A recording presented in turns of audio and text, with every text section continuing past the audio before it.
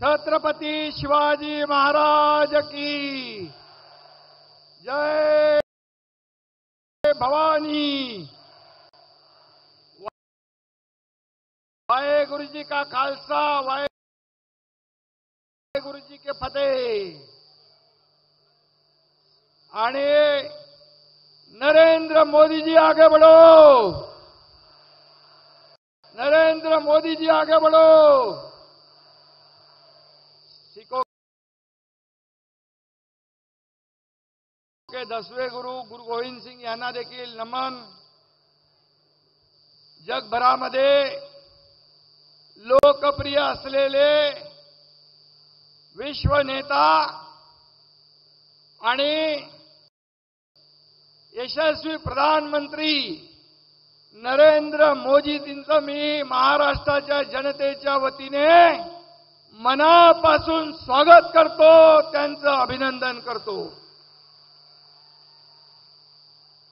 आज भर उन्हामध्ये ही एक रेकॉर्ड ब्रेक सभा आपण मोदीजींची करतोय।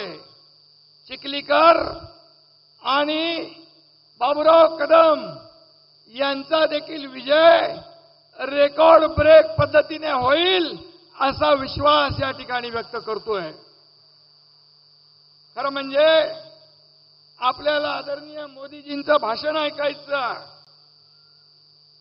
महायुति के उम्मीदवार के लिए वोट मतलब मोदी जी को वोट, देश के विकास के लिए और देश के प्रगति के लिए वोट। देश की जनता मोदी जी को प्रधानमंत्री बनाने के लिए उत्सुक है। अब की बार फिर एक बार उत्सुक आहात ना सगळेजण? मतदानाच्या दिवसाचं वाट बघताय ना? आणि आज आसमान में सूर्य चमक रहा है और मोदी जी का नेतृत्व भी ऐसे ही देश में चमक रहा है। ये हमें बहुत ही गर्व की बात है। मोदी जी ने सिर्फ राम मंदिर ही नहीं बल्कि इस देश में राम राज्य लाने का प्रयास किया है। इंडिया आघाड़ी देश की जनता से पूछ रही है, हमारे पास राहुल है, सोनिया जी है, उबाटा है, स्टालिन है, केजरीवाल है, तुम्हारे पास क्या है? उस पर देश की जनता जवाब देती है, मेरे पास मोदी गारंटी है। ये फर्क है। विश्वास का दूसरा नाम है मोदी गारंटी। अभी समाज में, देश में, राज्य में दूसरी कोई गारंटी नहीं चलती है। क्या चलती है? मोदी गारंटी। और कांग्रेस ने गरीबी हटाओ का नारा दिया, गरीबी तो नहीं हटी, गरीब हट गया। और हमारे मोदी जी ने 25 करोड़ लोगों को गरीबी रेखा के ऊपर निकाला। 80 करोड़ लोगों को मुफ्त में 5 साल राशन देने की घोषणा की। रोटी, कपड़ा, मकान देने वाले हमारी प्रधानमंत्री है। और इसलिए मैं इतना ही कहूंगा कि देश को विकास की ओर ले जाने के लिए, देश के प्रगति के लिए मोदी जी प्रधानमंत्री बनना जरूरी है ना? और ये चुनाव सिर्फ 2 लोकसभा का चुनाव नहीं, ये सिर्फ प्रतापराव चिखलीकर का चुनाव नहीं, ये सिर्फ बाबूराव कदम का चुनाव नहीं, ये सिर्फ नांदेड़ और हिंगोली का चुनाव नहीं, ये देश के विकास का चुनाव है, देश के प्रगति का चुनाव है। मोदी जी ने देश की अर्थव्यवस्था को सिर्फ मजबूत नहीं 11वें से 5वें पर लाया, अब निर्धार और संकल्प किया है 3रे पे लाने का। इस देश को महासत्ता बनाना है तो सिर्फ मोदी जी बना सकते हैं, यह विश्वास पूरे देश में है। और निश्चित रूप से राम मंदिर हो, 370 हो, ये हटाया। इसे कहते हैं मोदी गारंटी, इसे कहते हैं मोदी गारंटी। और देखिए, कांग्रेस की हालत इतनी खराब है, आपस में लड़ाई कर रहे हैं, आपस में लड़ झगड़ रहे हैं। हमें उनको गिराने के लिए कोई ताकत लगाने की आवश्यकता नहीं। चुनाव प्रचार में भी, जाहिरनामा में भी मोदी जी के गारंटी का शब्द उन्होंने चुरा लिया है। ये भी देखो, उनके पास अपने कोई शब्द नहीं है। सत्ता में रहते हुए तिजोरी को लूटा, अब ऐसी चोरी चपाटी कर रहे। मराठी में कहावत है कि जित्याची खोड मेल्याशिवाय जात नहीं, ऐसी उनकी हालत है। गांधी परिवार को अपनी पारंपरिक अमेठी सीट से भी जीतने की कोई गारंटी नहीं है, इसलिए वो इधर उधर भाग रहे।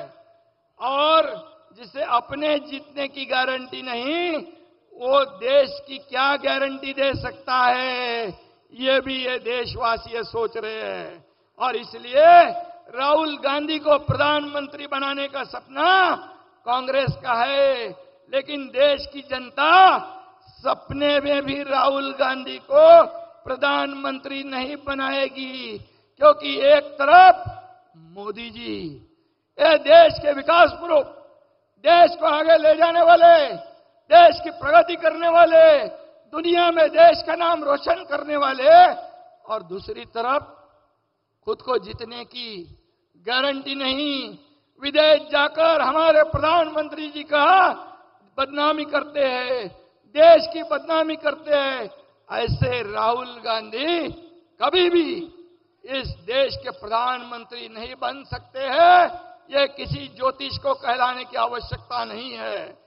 मोदी जी ने तो इसरो के माध्यम से यहां पर चांद्रयान का यशस्वी लॉन्चिंग किया, लेकिन कांग्रेस ने कई बार राहुल गांधी का लॉन्चिंग करने की कोशिश की, लेकिन 50 साल हो गए, अब तक उनकी लॉन्चिंग नहीं हो सकी। ये तो दुर्भाग्य है। और ऐसे समय में जीतेंगे तो मोदी ही जीतेंगे, प्रधानमंत्री, और तीसरी बार हैट्रिक करेंगे मोदी जी। और इसलिए 2024 तो क्या लोगों ने तय कर लिया है। 2024 में जब मोदी जी ने लोगों की गारंटी ली थी, तो 2024 में हम पूरे देशवासियों ने, यह महाराष्ट्र ने मोदी जी को प्रधानमंत्री तीसरी बार बनाने की गारंटी ली हुई है।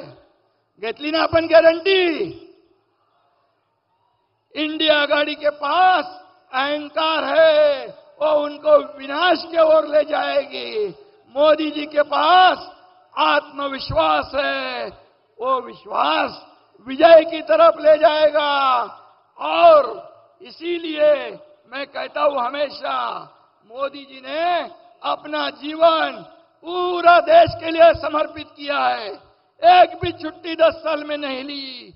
10 साल के पहले 2014 में दंगे, घोटाले, भ्रष्टाचार, बम स्फोट हो रहे थे। अब मुझे बताओ, एक भी दंगल नहीं, एक भी बम स्फोट नहीं, एक ही भ्रष्टाचार का आरोप नहीं लगा सके मोदी जी के ऊपर। इतना साफ सुथरा हमारा प्रधानमंत्री है, ये बेदाग है और वो दागी है। और इसलिए लोग पूरी तरह समझ के वोट करेंगे। मोदी जी का जन्म राजनीति के लिए नहीं हुआ, राष्ट्र नीति के लिए हुआ है। यह फर्क है कांग्रेस, इंडिया अलायंस और हमारे एनडीए भारतीय जनता पार्टी में। और इसलिए प्राण जाए पर वचन न जाए, ये मोदी जी की पहचान है। और इसलिए एक सिख भाई है यहां पर नांदेड़ में, बहुत बड़े पैमाने पर उनके साथ भी मोदी जी का अटूट रिश्ता है। ये तीर्थ दरबार साहिब जाने के लिए करतारपुर कॉरिडोर मोदी जी ने बनाया। गुरु गोविंद सिंह जी के वीर पुत्रों की स्मृति में वीर बाल दिवस कांग्रेस को याद नहीं आई, लेकिन मोदी जी ने बनाया वीर बाल दिवस मनाने की शुरुआत। और इसलिए मैं इतना ही कहूंगा, सिख बंधु को भी मोदी जी के ऊपर पूरा विश्वास है और मोदी गारंटी पर विश्वास है। मैं इतना ही कहूंगा और फिर एक बार मैं मोदी जी का तहे दिल से, हृदय से महाराष्ट्र में स्वागत करता हूं। आपके मार्गदर्शन में महाराष्ट्र में कई सर्वांगीण विकास हो रहा है, सभी इंफ्रास्ट्रक्चर के प्रोजेक्ट शुरू है। अटल सेतु का उद्घाटन आपने किया, समृद्धि हाईवे का उद्घाटन आपने किया, जो महाविकास आघाड़ी ने प्रोजेक्ट रुकाए थे वो आपने शुरू किए, हमारी सरकार ने शुरू की।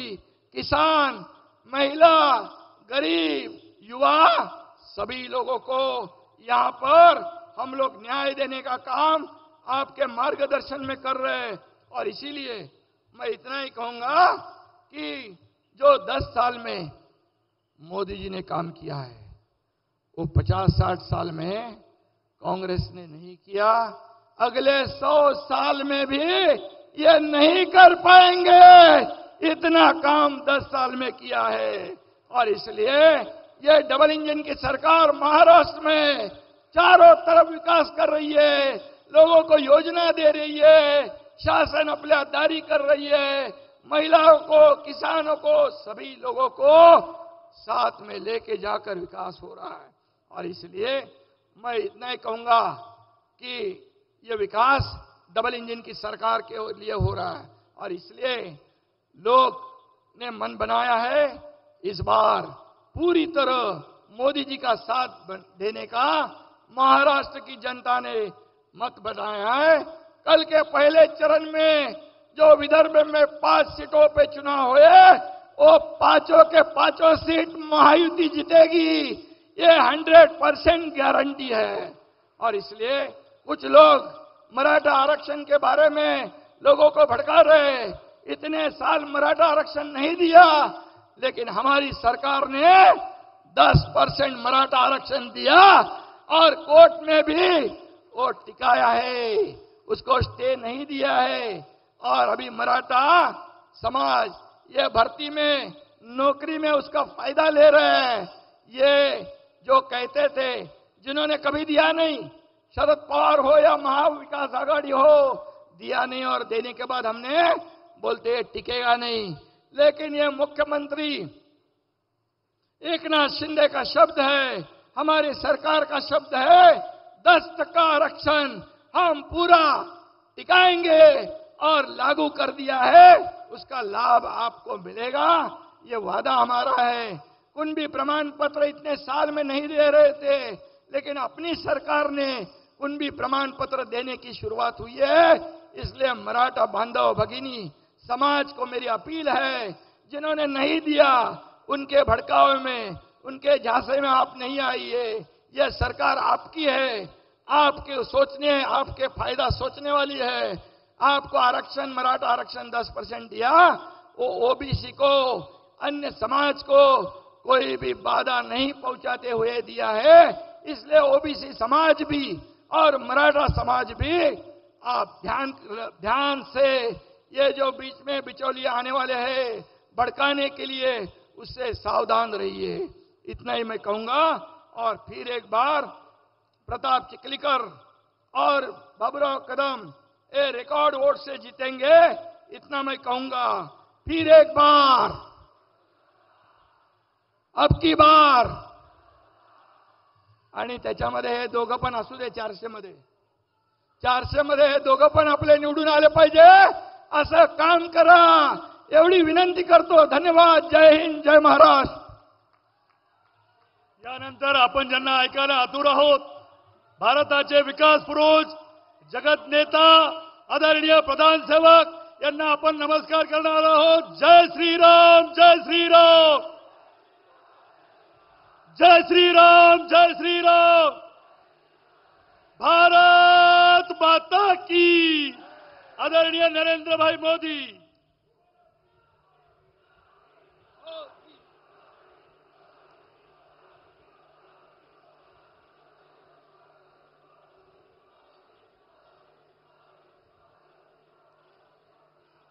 छत्रपति शिवाजी महाराज की, श्री संत सेवालाल महाराज की, हर हर महादेव। सर्वल्ला राम राम। नांदेड आणि हिंगोलीकरांना माझा नमस्कार।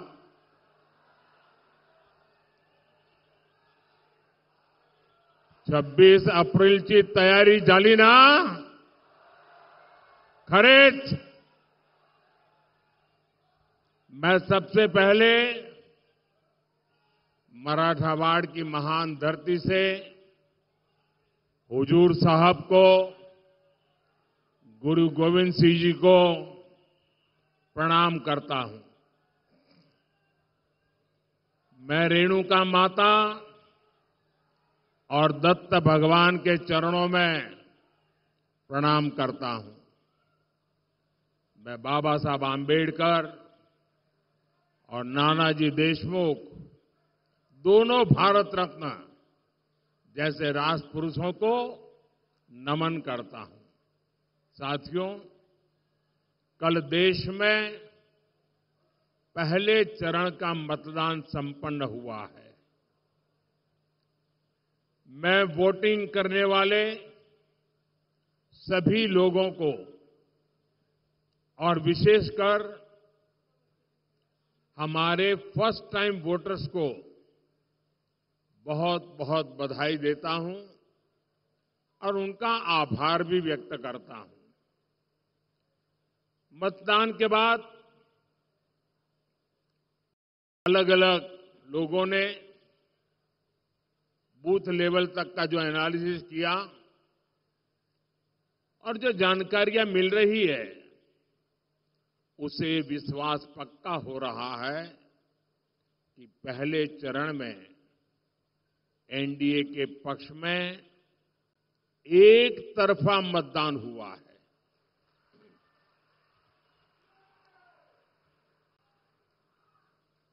लेकिन मैं देशवासियों से आग्रह करूंगा, एनडीए की जीत आप पक्की कर रहे हैं, मैं सर झुकाकर आपका आभार व्यक्त करता हूं। लेकिन जो लोग मतदान नहीं करे रहे पहले चरण में, लोकतंत्र की ये सबसे बड़ी ताकत होता है। आप किसी को भी वोट दें, लेकिन वोट जरूर दें। हमें वोट में कभी भी उदासीनता नहीं करनी चाहिए। और ये बात सही है, गर्मी बहुत है, दिक्कतें भी हैं, शादियां भी हैं, कुछ इलाके हैं जहां किसान भी काम में हैं। फिर भी जब हम देश के जवान की तरफ देखते हैं, कोई भी मौसम हो, सीमा पर कितनी ही ठंड हो, बर्फ गिरती हो, कितना ही गर्मी हो, वो डटा रहता है। क्यों? देश के लिए। मैं मानता हूं मतदाताओं के मन में भी ये भाव होना चाहिए कि मैं मतदान किसी पर उपकार नहीं करता हूं, मैं मतदान करके मेरे देश का भविष्य पक्का करता हूं, मेरे देश के भविष्य को सुनिश्चित करने के लिए मतदान करता हूं। और इसलिए एनडीए के भव्य विजय की पहले चरण में साफ साफ आपका सहयोग के बावजूद भी लोकतंत्र के लिए मैं फिर आग्रह करूंगा कि भारी मतदान होना चाहिए। और मैं राजनीतिक क्षेत्र के सभी दल के कार्यकर्ताओं को कहूंगा, भले आपको लगता हो आज कि भाई अब चुनाव हारने वाले क्यों मेहनत करें, मैं उनको भी कहता हूं, लोकतंत्र के लिए मेहनत कीजिए। अरे आज नहीं तो कल, कल नहीं तो परसों, परसों नहीं तो नरसों, अरे कभी तो मौका आएगा। ऐसे निराश हो गए क्या बैठ गए हो?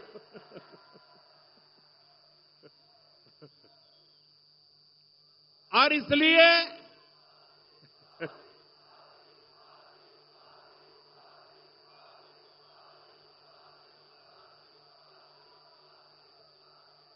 जिनकी हार सुनिश्चित है उनके कार्यकर्ताओं को भी मैं हौसला बुलंद करते हुए कहना चाहता हूं कि आप मतदाताओं को जरूर मतदान करने के लिए प्रेरित कीजिए, क्योंकि दुनिया के लोगों को, दुनिया में वोटिंग परसेंटेज बहुत कम होता है। भारत में जब इतना सारा वोटिंग परसेंटेज होता है, उसका विश्व में प्रभाव होता है। भारत की लोकतंत्र की ताकत का एक मजबूत उदाहरण बनता है। दुनिया को भी भारत को समझने के लिए अधिकतम वोटिंग बहुत जरूरी होता है।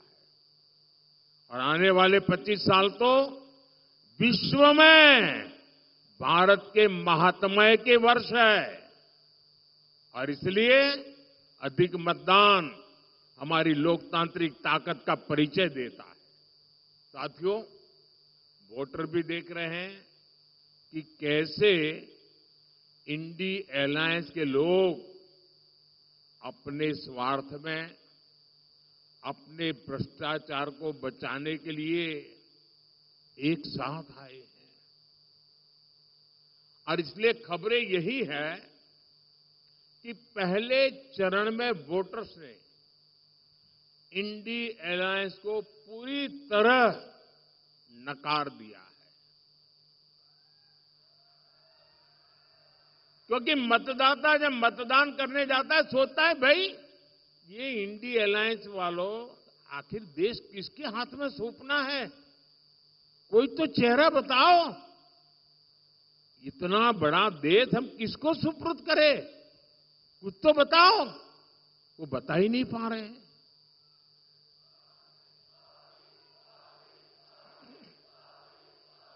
ये लोग दावे जो करें, लेकिन सच्चाई यही है कि चुनाव की घोषणा से पहले से ही कांग्रेस के नेता अपनी हार मान चुके हैं। और इसलिए कुछ नेता जो लगातार लोकसभा में जीत करके आते थे, इस बार आपने देखा है वो लोकसभा चुनाव छोड़ करके राज्यसभा के रास्ते से अंदर जाके बैठ गए हैं। चुनाव लड़ने की हिम्मत नहीं रही है जी। हालात ये है कि इंडिया अलायंस वालों को इस चुनाव में लड़ने के लिए उम्मीदवार तक नहीं मिल रहे हैं। ज्यादातर सीटों पर इनके नेता प्रचार ही नहीं करने जा रहे हैं। और आप जानकर के हैरान हो जाएंगे, इस देश की करीब करीब 25% सीटें ऐसी हैं, 25%, जहां ये इंडिया अलायंस के लोग अंदर अंदर एक दूसरे के खिलाफ चुनाव लड़ रहे हैं। अब वो किस प्रकार की बातें करते हैं जी, कोई कल्पना कर सकता है, चलो भाई एक आध दो में गड़बड़ हो जाए वो तो समझ सकते हैं। 25% सीटें ऐसी है इस देश के लोकसभा की जिसमें ये जो अपने आप का गठबंधन का क्लेम करते हैं वो आपस में चुनाव लड़ रहे हैं, आपस में एक दूसरे को जेल में डालने की बातें कर रहे हैं, आपस में एक दूसरे पर आरोप लगा रहे हैं। क्या ऐसे लोगों पे भरोसा कर सकते हैं? क्या ऐसे लोगों पे भरोसा कर सकते हैं? जो अंदर अंदर भरोसा नहीं कर सकते हैं उस पर आप भरोसा कर सकते हैं क्या? देश भरोसा कर सकता है? जो आज साथ होने के बाद भी 25% सीटों पर लड़ते हैं, तो अगर उनको थोड़ी सीटें पार्लियामेंट में मिल गई तो अंदर भी वो तूफान करेंगे। और इसलिए इस चुनाव में इनको सबक सिखाना बहुत जरूरी है भाइयों। और देखिए, कांग्रेस के जो शाहजादे हैं उन्हें भी वायनाड में संकट दिख रहा है। शाहजादे और उनकी टोली 26 अप्रैल को वायनाड में वोटिंग का इंतजार कर रही है। जैसे ही 26 को वायनाड में वोटिंग पूरा हो जाएगा, ये शाहजादे के लिए एक और सुरक्षित सीट घोषित कर देंगे और कहीं और से फिर से लड़ाना पड़ेगा उनको, क्योंकि उनके अलायंस के साथी भी एक दूसरे को गालियां दे रहे हैं। कल आपने उनके एक साथी केरल के मुख्यमंत्री ने जो शाहजादे को सुनाई है, मैं भी कभी ऐसी भाषा नहीं बोलता हूं, ऐसी भाषा बोली है उन्होंने साथी को। ये हाल है उनका। अब जैसे इन्होंने अमेठी से भागना पड़ा, अमेठी छोड़ा, अब मान के चलिए वो वायनाड भी छोड़ेंगे।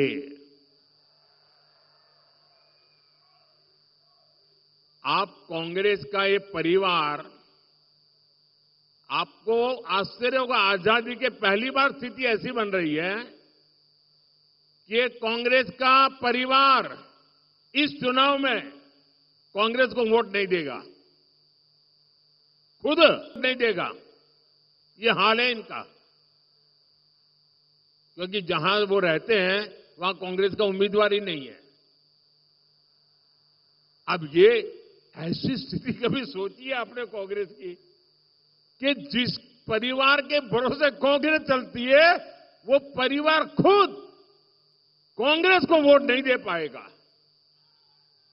साथियों, आप देखिएगा 4 जून के बाद इंडी गठबंधन आज जो 25% सीटों पर बिखरा है, लड़ाई अंदर अंदर लड़ रहा है, 4 जून के बाद वो 100% एक दूसरे के कपड़े फाड़ने वाले हैं, एक दूसरे के बाल नोचने वाले हैं।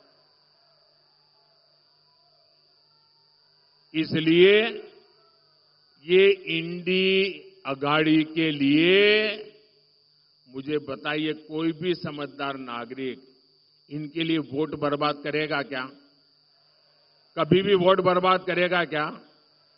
और मैं तो मतदाताओं कहता हूं, आइए जी भर करके एनडीए को वोट दीजिए, पूरी ताकत से वोट दीजिए। एनडीए को वोट करना है, विकसित भारत के लिए वोट करना है। और इसलिए ही आज पूरा देश कह रहा है, फिर एक बार, फिर एक बार, फिर एक बार। साथियों,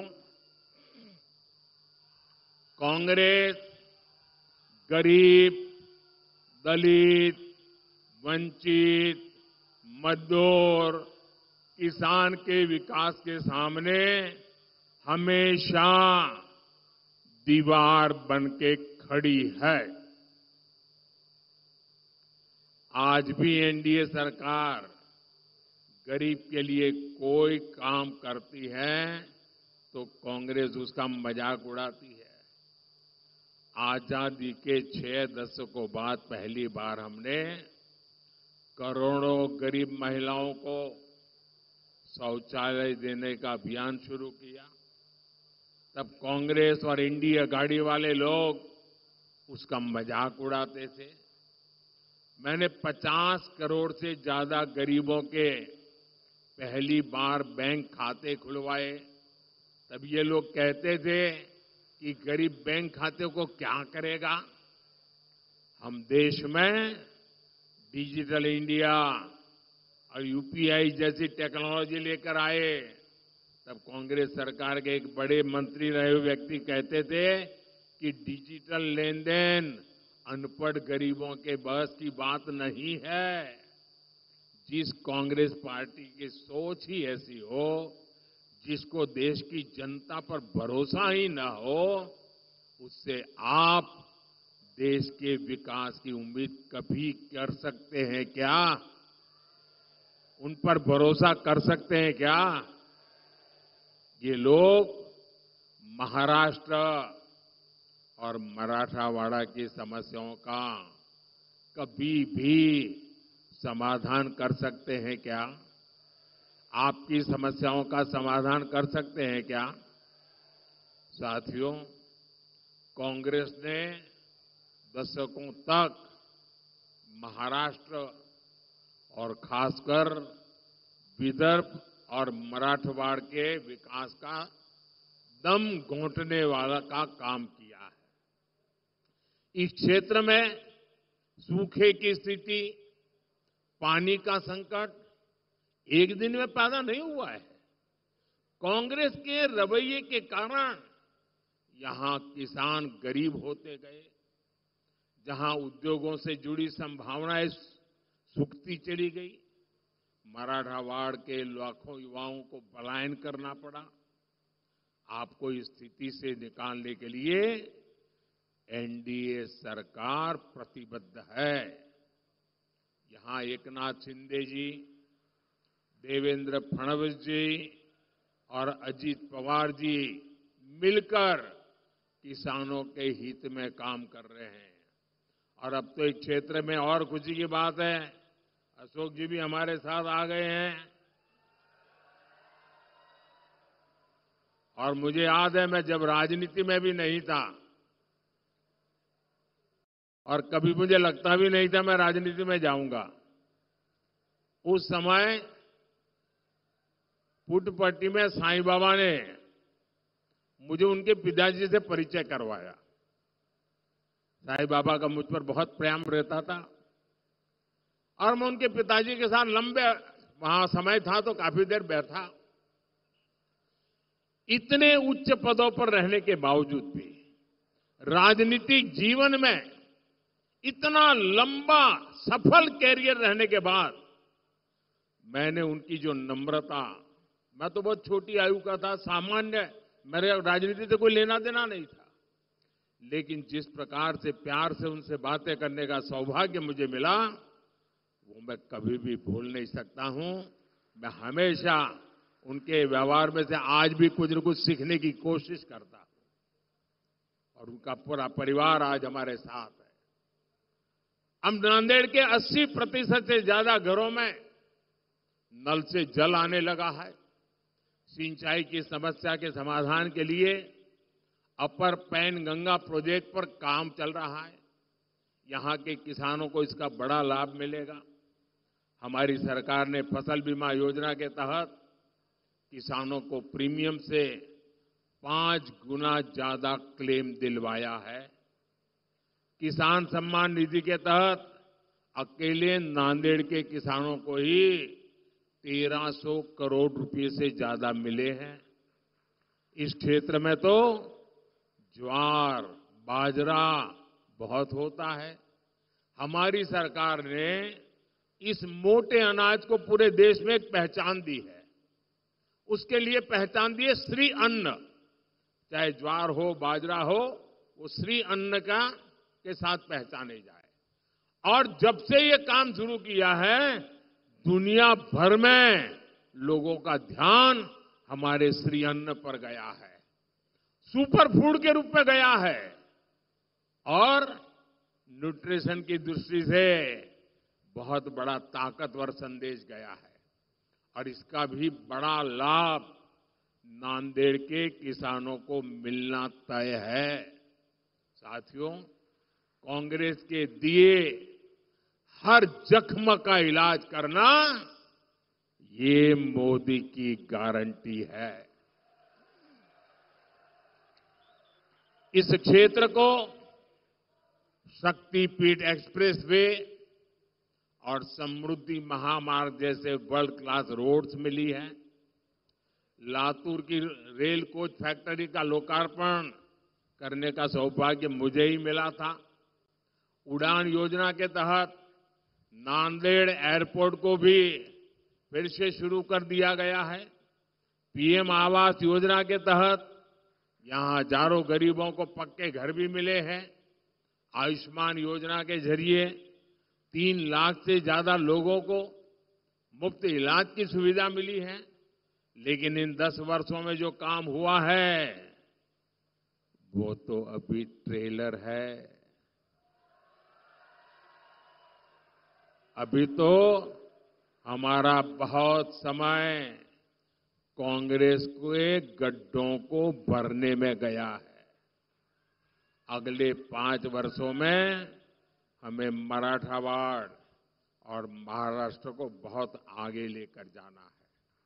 साथियों, नांदेड़ की ये धरती सिख गुरुओं के चरणों से पवित्र हुई है। खालसा पंथ की गुरु परंपरा और गुरु गोविंद सिंह जी की सीख हमेशा हमारी सरकार के लिए प्रेरणा रही है। बीते 10 वर्षों में हमने सर्वदा भला के रास्ते को मानकर लोक कल्याण के लिए काम किया है। हमारी सरकार को गुरु नानक देव जी का 550वां प्रकाशोत्सव मनाने का, गुरु तेग बहादुर जी का 400वां प्रकाश पर्व मनाने का, गुरु गोविंद सिंह जी का 350वां प्रकाश पर्व मनाने का सौभाग्य मिला।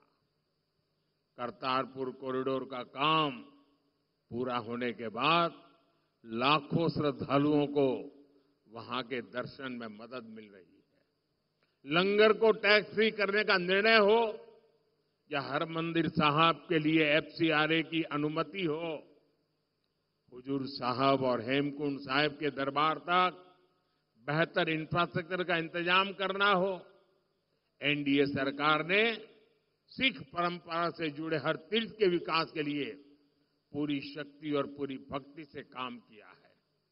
यह हमारी ही सरकार है जो अफगानिस्तान से वहां जब संकट आया,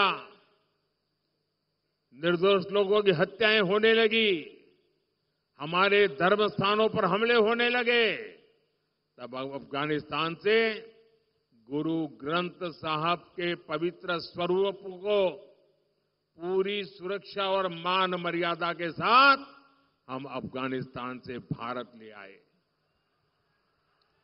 ये हमारी ही सरकार है जो बंटवारे के पीड़ितों के लिए सीएए लेकर आई।